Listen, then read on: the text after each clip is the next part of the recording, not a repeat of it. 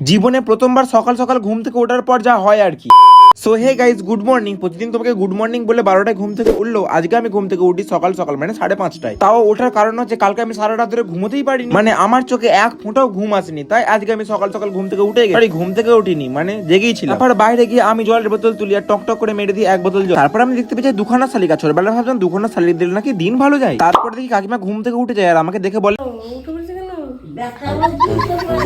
মানে আমাকে দেখি তো অবাক হয়ে গেছে। আর তারপর দেখি মাও ঘুম থেকে উঠে পড়েছে, আর মা আমাকে দেখে রিয়াকশনটা হয় ঠিক এইরকম, আর বলে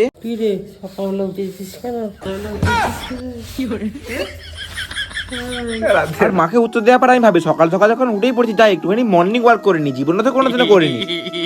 তারপর কাকা আমাকে ছাদ থেকে ডেকে বলে চল বাইরে যাবো। অ্যাকচুয়ালি কাকা আমাকে বলেছিল যে চল বাইরে যাবো সূর্যটা দেখতে, জীবনে তো কোনোদিনও দেখিনি। সূর্য দেখা না করে আমি প্রাকৃতিক দৃশ্য আর একটা আইফেল টাওয়ারও দেখতে পেয়েছি। সূর্য দেখতে না পাওয়ার জন্য এই বাড়িতে এসে দাঁত মেজে চা খেতে থাকে। তুমি যাতে লাইক এন্ড সাবস্ক্রাইব করে দাও।